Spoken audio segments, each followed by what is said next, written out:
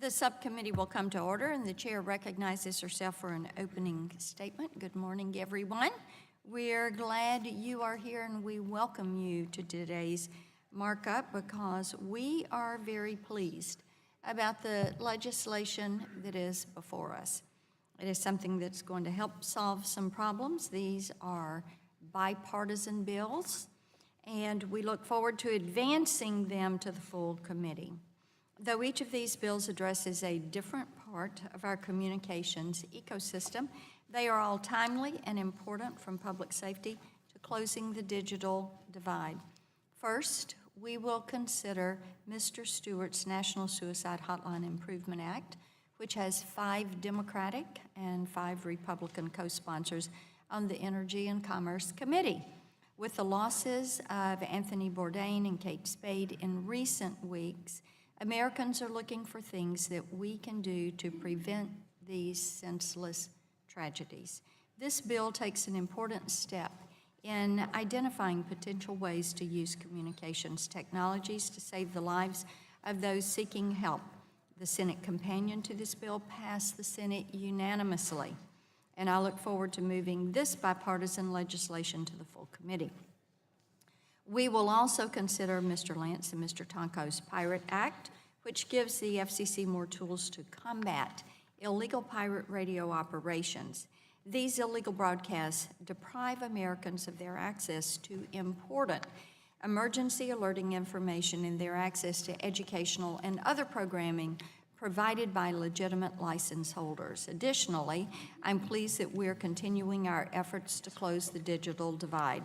Access to broadband continues to lag behind in rural America.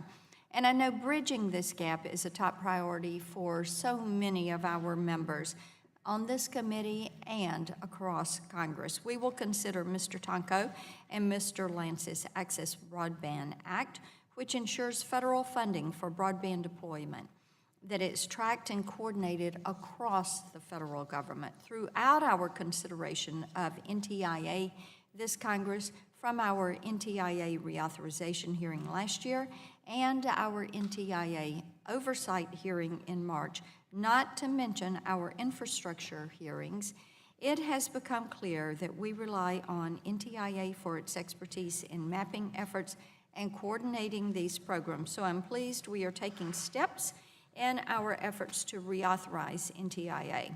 Finally, we will be considering Mr. Latta and Mr. Loebsack's Precision Agriculture Connectivity Act. Bringing broadband to rural America will not only bring connectivity to consumers, it will bolster the innovative work of the agriculture industry. This bill would require the FCC and Department of Ag to form a task force that leverages the FCC's expertise on broadband services to enhance the effectiveness of innovative, high-precision agricultural services. I'd like to thank the members of the subcommittee for their work on these bills, especially Mr. Stewart for his passionate leadership on suicide prevention. With that, I yield to my friend, the ranking member of the subcommittee, Mr. Doyle. 3 minutes for his opening. Thank you, Madam Chair. I want to thank you for convening this markup today. The legislation before us addresses a number of pressing issues. I'm happy to support the National Suicide Hotline Improvement Act, sponsored by Representatives Stewart and Bernice Johnson. This bill would require the FCC, in coordination with SAMHSA, to produce a study evaluating the feasibility of designing a 3-digit dialing code to be used for a national suicide prevention and mental health hotline system, and to evaluate the current hotline. The recent tragic deaths of Kate Spade and Anthony Bourdain have highlighted the need for renewed focus on the threat of suicide. A recently released study by the CDC found that suicide rates have risen nearly 30% since 1999. In my home state of Pennsylvania, the rate has risen by 34%. I hope that we can work together to advance this legislation and help address this critical threat. I just want to add on a personal note, like so many others, our city was profiled by Anthony Bourdain, and for a long time people didn't go to Pittsburgh or think about Pittsburgh as a food destination. But that's changing now, and Bourdain came to our city to highlight how far the city has come and how much we have to offer. In his way, he also highlighted the challenges we face as well.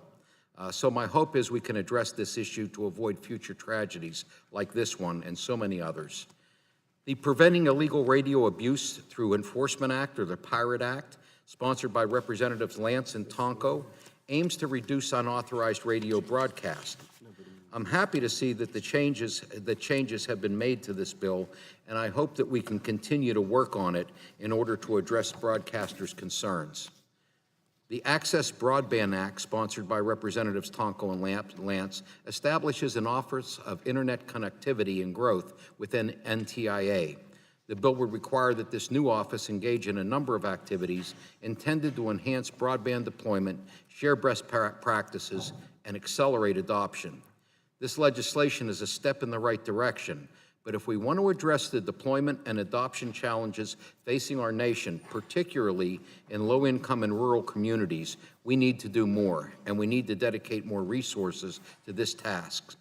The FCC's ill-conceived actions on Lifeline and the Mobility Fund II debacle highlight the need for congressional oversight and greater direction from this committee. Finally, the Precision Agricultural Connectivity Act, sponsored by Representatives Latta and Loebsack, addresses technological and connectivity challenges to deployment of precision agriculture. This is a great example of how advanced technologies such as GPS, mobile broadband, and potentially autonomous vehicles can enhance productivity in rural America. I'm excited about the promise of this technology, and I look forward to working with my colleagues on this legislation. And with that, Madam Chair, I yield back. Gentleman yields back. At this time, Mr. Walden is not here. I recognize Mr. Latta for an opening statement. Well, thank you, Madam Chairman. I appreciate you holding today's markup and wish to express my support for the bills that we're marking up, and especially my bill and Mr. Loebsack's H.R. 4881, the Precision Agriculture Connectivity Act. I represent the largest income-producing agricultural district in the state of Ohio. I've visited many farms, and I also hear about the use of precision agriculture or the desire to use advanced equipment. But farmers are hindered in taking full advantage of this technology due to limited access to high-speed broadband. That's why my friend from Iowa, Mr. Loebsack, and I introduced H.R. 4881. We recognize the need for broadband in the rural, unserved agricultural areas of our districts and across the country. Our bill would establish a task force at the FCC for reviewing the connectivity and technology needs of precision agriculture. This task force would be required to identify current gaps in broadband coverage on agricultural lands and recommend policies that will promote the rapid, expanded deployment of broadband internet access service in unserved areas. Without broadband, farmers cannot utilize precision agriculture that allows for the collection of field data in real time that can help with crop management.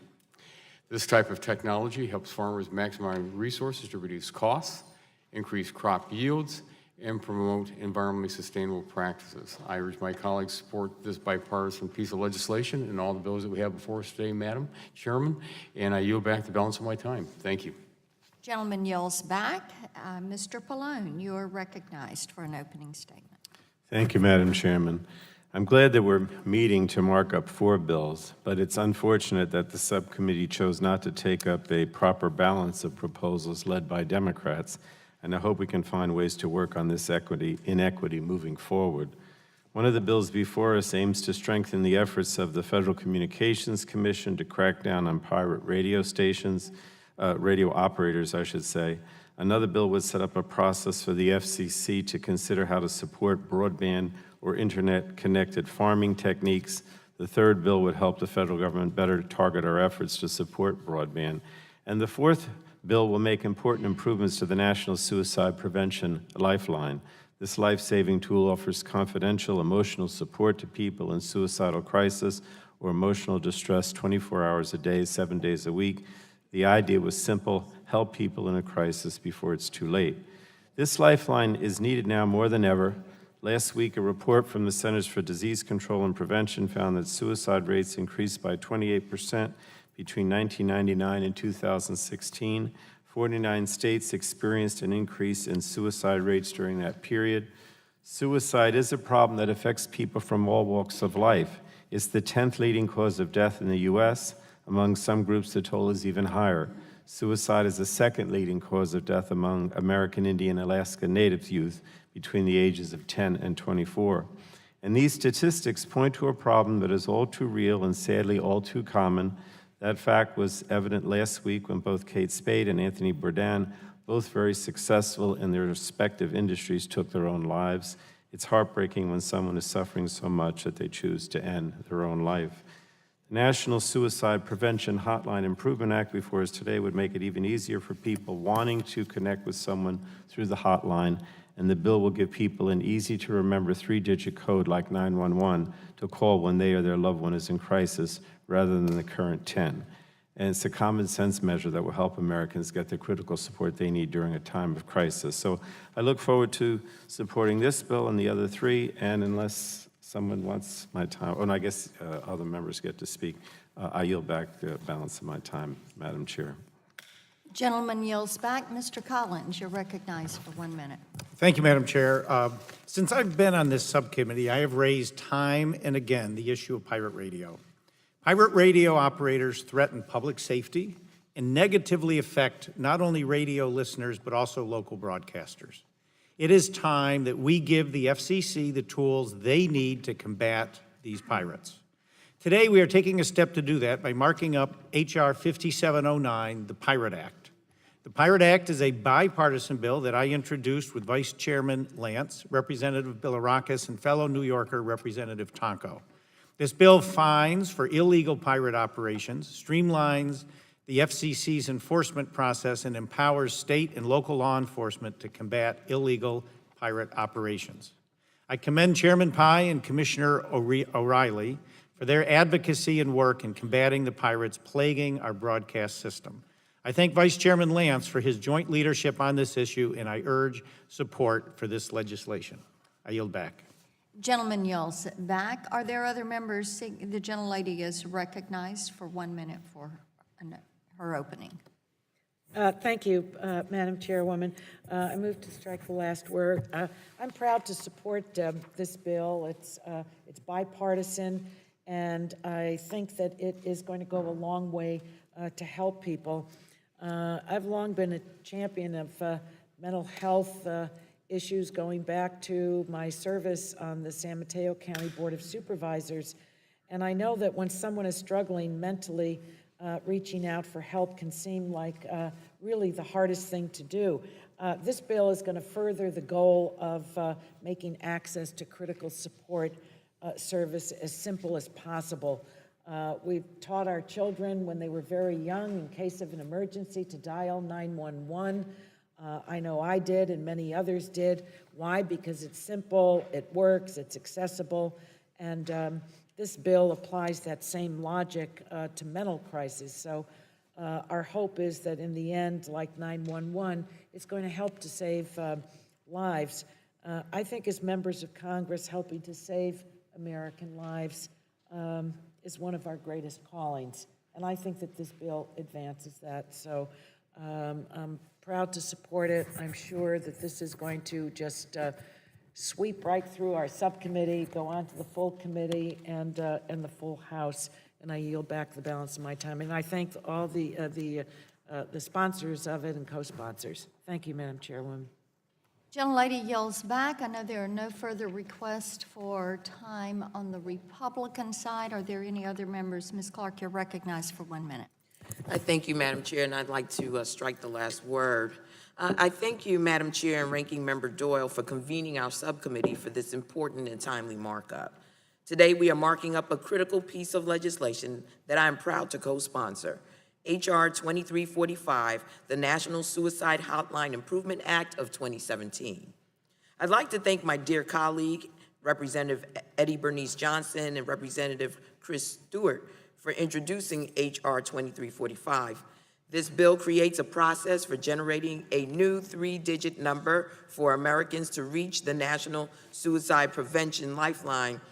And as has already been stated with the recent suicide deaths of American fashion designer and businesswoman Kate Spade, the celebrity chef, author, and documentarian Anthony Bourdain, And on a more personal note, late last year in New York City, a dear family friend, persevering entrepreneur, founder and president and CEO of Golden Crust Caribbean Bakery and Grill, Mr. Lowell Hawthorne, who unfortunately took his life.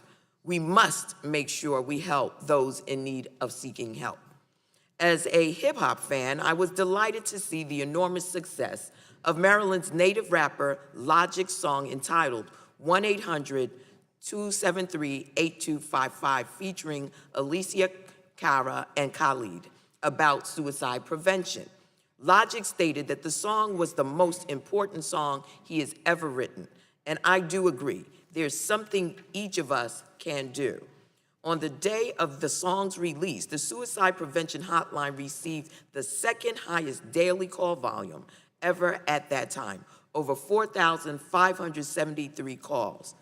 In closing, I believe this bill will help ensure that everyone who needs help will receive it in their time of need, whether they're a teenager, a parent, a celebrity, a businesswoman, a businessman, or a veteran. With that, I thank you, Madam Chair, and I yield back the balance of my time. The gentlelady yields back. The chair reminds members that pursuant to committee rules, all members' opening statements will be made a part of the record. The chair calls up H.R. 2345 and asks the clerk to report. H.R. 2345, to require the Federal Communications Commission to study the feasibility of designating a simple, easy-to-remember dialing code to be used for a national suicide prevention and mental health crisis hotline system. Without objection, the first reading of the bill is dispensed with, and the bill will be open for amendment at any point. So ordered.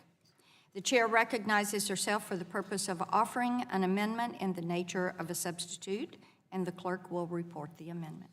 Amendment in the nature of the substitute to H.R. 2345, offered by Mrs. Blackburn.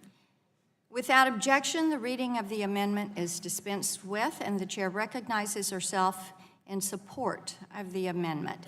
The amendment I'm offering today is technical in nature. It's clearing the way to get this bill quickly through the House and onto the President's desk. S. 1015, the Senate companion to H.R. 2345, passed the Senate unanimously last fall. This amendment would provide clarifying changes and incorporates technical feedback provided by the FCC. I would also like to take a few moments to talk about the underlying bill. First, as we have previously done, I thank Mr. Stewart for his leadership on suicide prevention and for continuing the subcommittee's bipartisan spirit in his approach to addressing this issue. Through his hard work, the bill has strong consensus, 87 bipartisan co-sponsors, including strong support from members of this committee on each side of the aisle. On the majority side, Representatives Flores, Bilirakis, Costello, Olson signed on as co-sponsors, and Representatives Eshoo, Clark, Tonko, Rush, Loebsack signed from the minority side. As I stated in my opening remarks, Americans are looking for actions we can take to prevent senseless tragedies. This is an issue that affects all Americans. It affects each one of us, as we know family and friends who have been struck by suicide. We know the debilitating loss that comes from this. As we see veterans, as we see children, and hardworking Americans who struggle and who then decide this is their option. In our legislative hearing on this bill, Mr. Madigan, who leads the policy initiatives at the American Foundation for Suicide Prevention, pointed out that suicide is one of the leading yet largely preventable causes of death in this country. It is striking to us that there has been such an increase in suicide. This amendment could add one more tool to the toolbox of those that are seeking to prevent suicide across the country. I urge your support of this amendment, and with that, I yield back.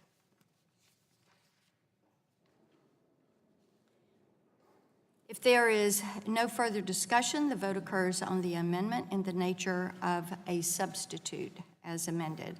All those in favor should signify by saying aye. Aye. All those opposed, no. The ayes have it, and the amendment in the nature of a substitute is agreed to. The question now occurs on forwarding H.R. 2345 as amended. All those in favor say aye. Aye. Those opposed, no. The ayes have it, and the bill is agreed to.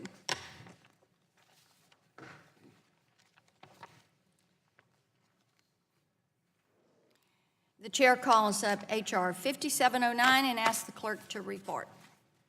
H.R. 5709, to amend the Communications Act of 1934 to provide for enhanced penalties for pirate radio and for other purposes. Without objection, the first reading of the bill is dispensed with, and the bill will be open for amendment at any point. So ordered. The chair recognizes the vice chairman, Mr. Lance, for the purpose of offering an amendment in the nature of a substitute. Thank you, Chairman. I have an amendment at the desk. Report the amendment. Amendment in the nature of the substitute to H.R. 5709 offered by Mr. Lance. Without objection, the reading of the amendment is dispensed with, and the chair recognizes Mr. Lance for 5 minutes in support of the amendment. Thank you, Chairman. This is first and foremost a public safety bill. Unlicensed FM and AM radio operators are a significant harm to public safety and public health. By disrupting and interfering with licensed broadcasts, these pirate radios can cause radio listeners to miss important updates during times of emergency by blocking the emergency alert system. As they do not adhere to FCC regulations, pirate radios also emit a harmful level of radio frequency radiation, posing a health risk to nearby residents and workers. They also hurt legitimate broadcasters by interfering with their licensed signals and disproportionately affect minority-owned statements, as pirate mainly operate in urban areas. I ask unanimous consent to enter a letter of support from the National Association of Black-Owned Broadcasters into the record. Without objection, so ordered. Thank you, Chairman. I commend Chairman Pai, Commissioner O'Reilly, and the FCC's Enforcement Bureau for their leadership in enforcing against pirate radio operators. This is being done by the FCC. During Chairman Pai's short tenure, we have seen an encouraging shift in priorities at the Enforcement Bureau and renewed focus on cracking down on pirate broadcasters. However, as Commissioner O'Reilly has stated before this subcommittee, the FCC's current enforcement tools are not sufficient to forcing these bad actors off the air permanently.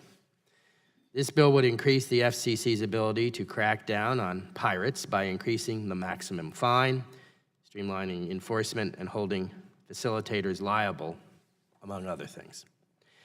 I thank Congressman Tonko, Collins, Bilirakis, and the other bipartisan co-sponsors for their leadership on this issue and for working with me on this important legislation. Our states are among the most affected by pirate radio operators in the country. This includes New Jersey, where I live, New York, and Florida. And I am pleased we are able to work in a bipartisan capacity to protect our constituents and local broadcasters from these menaces to public safety and health. This amendment makes several technical and drafting edits to the underlying bill, adds reporting language requiring the FCC to submit an annual report to Congress on its efforts to enforce against pirate radio broadcasters, and clarifies language streamlining the notification process and prohibiting preemption of state laws outlawing pirate radio. The reporting language is intended to provide oversight of the FCC's enforcement actions. While the current Enforcement Bureau is doing a much better job at prioritizing pirate radio enforcement and working to improve the FCC's relationship with various law enforcement agencies, it is important that this subcommittee, and indeed the full committee, are able to conduct oversight of future FCC administrations and ensure that these efforts will continue over time. It will allow us to see if new tools we provide the agency in the underlying bill are working. I thank the chairman for bringing up this important piece of legislation and urge adoption of my amendment and of the underlying bill, and I yield back the balance of my time. Gentleman yells back. Are there others seeking time? You're recognized, Mr. Doyle. No, we'll get to, yeah, then let's dispense with the amendment in the nature of the substitute. Mr. McNerney, you're recognized for. I move to strike the last word. The elimination of broadband privacy protections has left consumers without any control over how their internet service provider uses personal information they share online. Now, nothing prevents companies from selling consumers' browser history to the highest bidder without any notification, permission, or even if this involves consumers' financial health or health information. The harmful effects of consumers do not stop there. Consumers are also faced with the danger of identity theft and other crimes because the ISPs aren't required to take steps to secure their personal information. I've introduced legislation, the My Data Act, which would restore consumer control over the information they share online. I do support the amendment before us today, and I hope the committee takes up my legislation, and I yield back. Gentleman yells back. Mr. Doyle, you are recognized for the purpose of your amendment to the amendment. Yes, Madam Chairman, I have an amendment in the nature, an amendment to the amendment in the nature of a substitute at the desk. Clerk will report the amendment. Amendment to the amendment in the nature of the substitute to H.R. 5709, offered by Mr. Doyle. Without objection, and Mr. Doyle, you're recognized on your amendment. Thank you, Madam Chair. My amendment would add a new section to the bill, ensuring that this legislation may not be construed to prevent the FCC from enforcing the rules adopted in the Protecting and Promoting the Open Internet Report and Order, or as many of you know, the net neutrality rules at the FCC. These rules were formally repealed this past Monday on June 11th. I intend to offer and withdraw this amendment, but I wanted to use this opportunity to highlight an important issue. The repeal of net neutrality rules by the FCC has been overwhelmingly opposed by the vast majority of Americans. This is a bipartisan issue around the country. That's why I've introduced a resolution to restore net neutrality, and I urge every member to sign the discharge petition on the floor to bring this resolution for a vote. I would once again request that the majority hold an oversight hearing of the FCC. The majority had initially promised to hold quarterly hearings with the Commission. Our last hearing with the Commission was October of last year. This committee cannot effectively oversee this agency if it cannot hold them publicly accountable for their decisions. The decisions of the Commission is making the Commission is making in the absence of proper oversight are deeply troubling and incredibly impactful on our society and our economy. We cannot ignore our fundamental obligation as the Committee of Jurisdiction. At this time, if any member would like to be yielded part of my time, I would encourage them to ask now. Mr. Pallone, I yield to him. Thank you. I want to point out why I support the gentleman's amendment. 83% of Americans support keeping the FCC's net neutrality protections that were stricken from the books on Monday. We in Congress have an obligation to support strong, meaningful net neutrality protections, and 170-plus members of this body have already done that. So I call on the rest of my colleagues, Republicans and Democrats alike, to support Mr. Doyle's net neutrality CRA legislation. We don't need watered-down net neutrality. Americans, by a huge majority, are asking for the real thing. We need net neutrality to foster a free and open debate online, and we need net neutrality to support small business growth. And we need to have net neutrality in order to ensure that hardworking Americans aren't forced behind big corporate conglomerates in an online slow lane. And if we do our part, we can bring these protections back. No one said that the CRA was going to pass in the Senate, but in fact it did. And no one thought a discharge petition would work in the House, but it's happening on immigration, and it can happen here with Mr. Doyle's CRA on net neutrality. So I just want to thank our ranking member for his tireless efforts in support of net neutrality and this CRA, and yield back to you, Mr. Doyle. Thank you. Does anyone else on our side seek time? Yes, I yield to Ms. Clark. Thank you, Madam Chair and Ranking Member Doyle, for giving me the opportunity to speak on this amendment in the nature of a substitute. First, I'd like to thank Ranking Member Doyle for his unwavering and amazing leadership in the fight to restore net neutrality through his CRA. It is very important that we continue and win this fight. You see, we have to keep the key stakeholder in net neutrality first in our minds: the American people, the consumers. The promise of the internet was the freedom of information, that people around the world would have the opportunity excuse me, to interact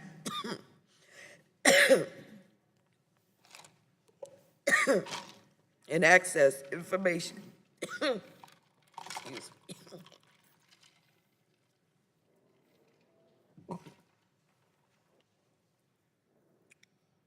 Sorry, everyone. The opportunity to interact and access information easier than ever before. We must honor this promise. With that, I yield back to the gentleman. Excuse me. Thank you. Does anyone else on our side seek time? Mr. McNerney. I thank the ranking member for yielding. Net neutrality protections are essential for our democracy and for a growing economy. The protections have been critical for small businesses and innovation in my district and around the country, and they have been a vital gateway for economic opportunity. The repeal of net neutrality has set us on a path backwards, where internet service providers are now free to block and throttle web traffic and impose paid prioritization, creating fast lanes and slow lanes for web traffic. But the fight for a free and open internet is not over. I'm proud to be an original and co-sponsor of the legislation to restore net neutrality protections and the signatory of the discharge petition that would bring this crucial legislation to a vote on the House floor. I urge my colleagues to stand up for consumers and small businesses and sign the petition, and I urge my colleagues to support this amendment. I yield back. Thank you, Madam Chair. With that, I would like to withdraw my amendment. The gentleman withdraws his amendment. Are there others? Mr. Doyle, you're recognized for the purpose of offering an amendment. Again, I have an amendment to the amendment in the nature of a substitute at the desk. The clerk will report. Amendment to the amendment in the nature of the substitute to H.R. 5709, offered by Mr. Doyle. Without objection, the reading is dispensed with, and Mr. Doyle, you are recognized for 5 minutes in support of your amendment. Talking points to that. Thank you, Madam Chair. Give me 1 second here. Okay, thank you. Madam Chair, this amendment would add a new section to the bill ensuring that this legislation may not be construed to prevent the FCC from enforcing the rules adopted by the Protecting the Privacy of Consumers, Broadband, and Other Telecommunications Services. I intend to offer and withdraw this amendment also, but I wanted to take this opportunity to highlight what I think is an important issue. This rule was repealed by the majority and signed by the President last year. This rule established basic rules of the road for ISPs regarding what they could do with their customers' data. Broadband providers were required to ask for permission from users before collecting their data. They were required to take reasonable measures to protect that data, and if that data was stolen, they were required to let consumers know. These were basic and reasonable rules. However, more than a year after repealing these rules, we have yet to have a hearing to determine or evaluate the effect of the repeal. I raise this point because of an investigation led by Senator Wyden's staff and followed up work done by researchers at Carnegie Mellon University that revealed that mobile phone operators had enabled the location data of nearly every phone in America to be tracked in real time. We don't yet know the scope of this problem, whose phone was tracked or by whom, but this is a clear example of why the broadband privacy rules were necessary and the danger in repealing them. I would urge the majority to hold a hearing examining this issue and bring to light these troubling revelations. At this time, I would also ask if there's any member that would like to be yielded time. I yield to Mr. Pallone.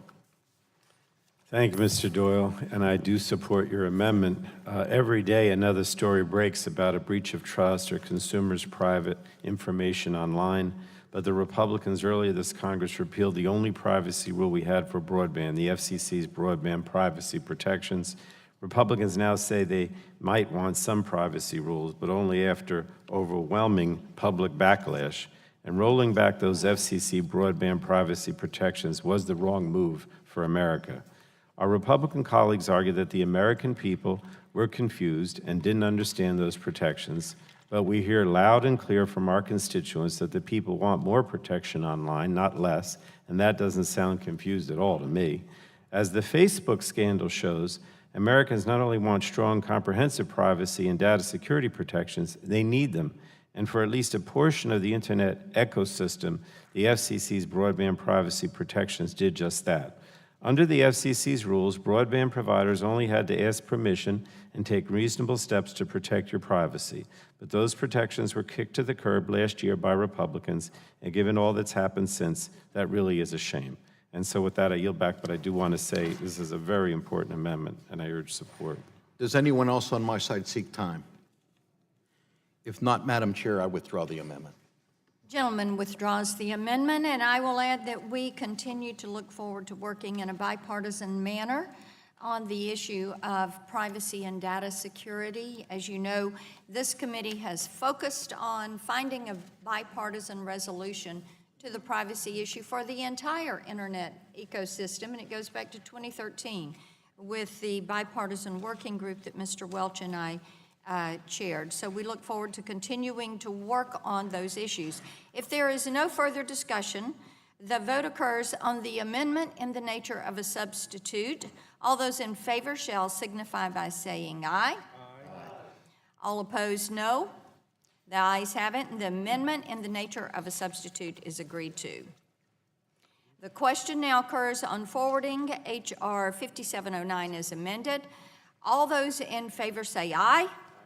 Those opposed say no. The ayes have it. The bill is agreed to.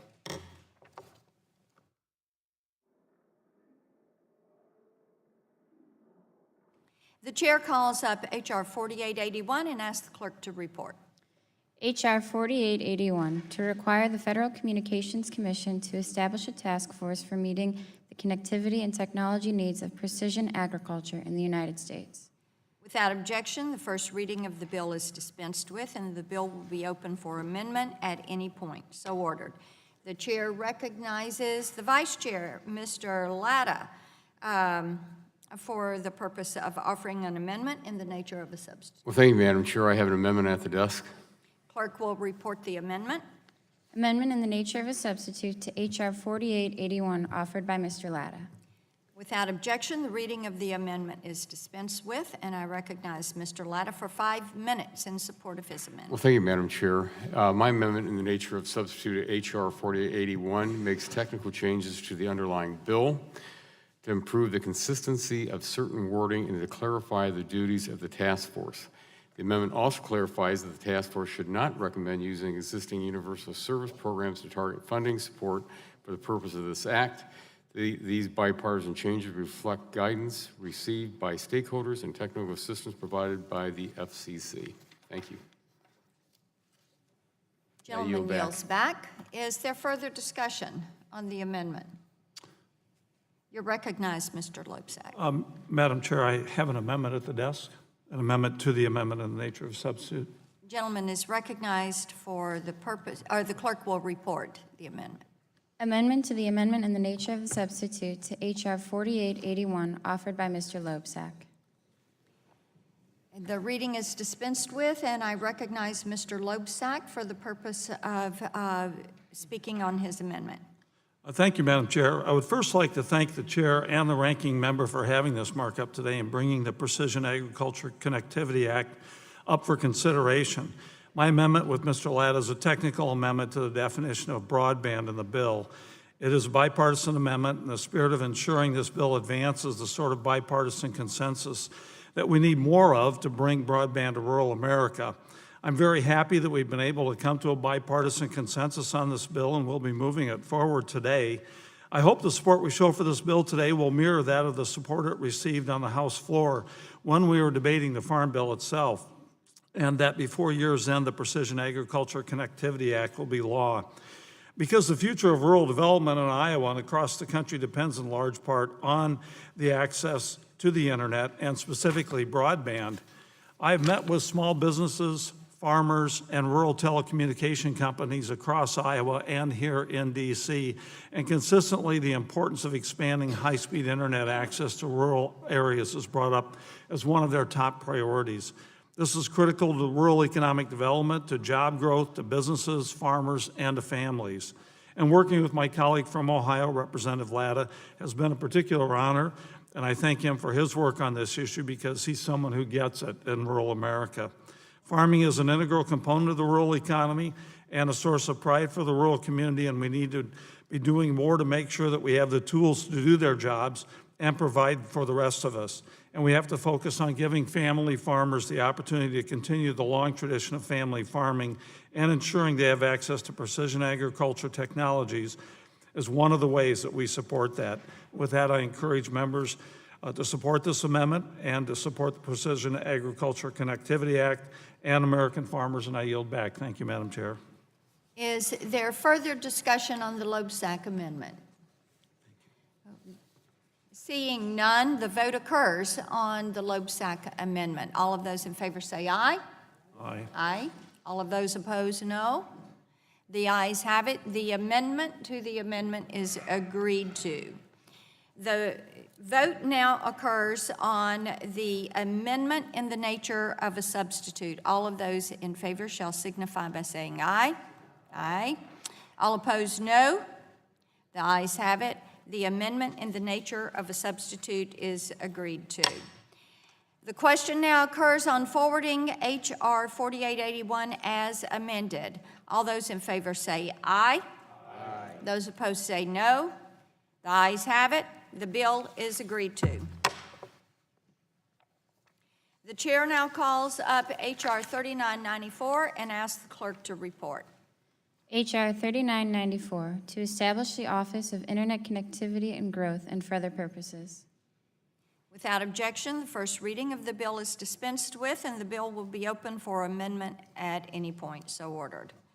The chair now recognizes Mr. Lance for the purpose of offering an amendment in the nature of a substitute. Thank you, Chairman. I have an amendment. Clerk will, okay. The clerk will report. Amendment in the nature of the substitute to H.R. 3994, offered by Mr. Lance. Without objection, the reading of the amendment is dispensed with. The chair recognizes Mr. Lance for 5 minutes in support of his amendment. Thank you, Chairman. I am pleased we are marking up the Access Broadband Act, which I introduced with Congressman Tonko last year. This bill would streamline the federal grant programs related to broadband deployment and track how federal funds are used to a greater extent than is now the case. I thank Congressman Tonko for his leadership on this important issue.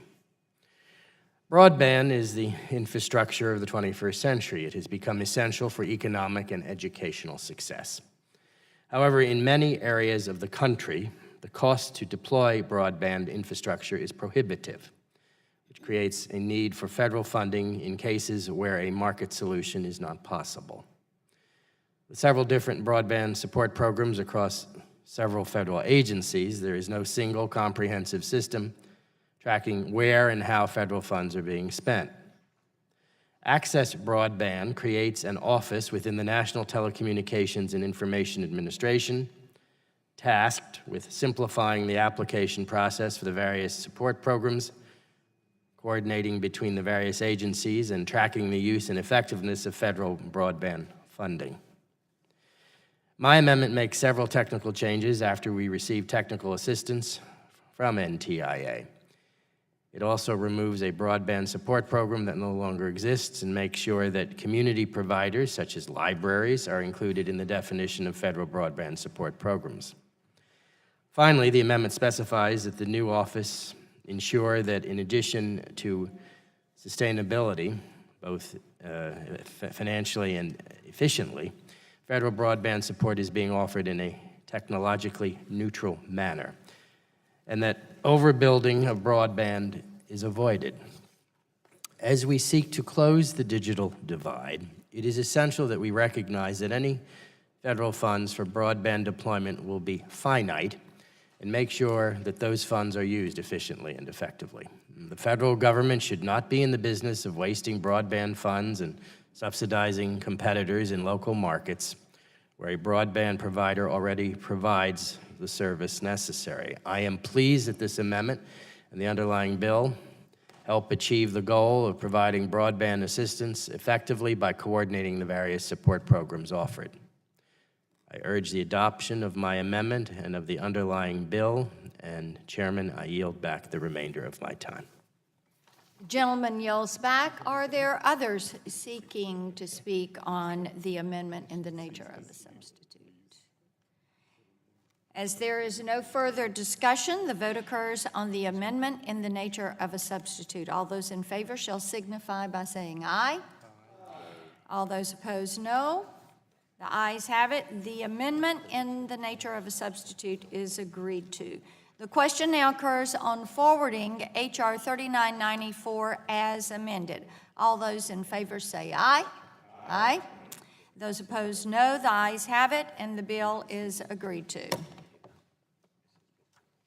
Without objection, staff is authorized to make technical and conforming changes to the legislation that has been approved by the subcommittee today. So ordered. Without objection, the subcommittee stands adjourned.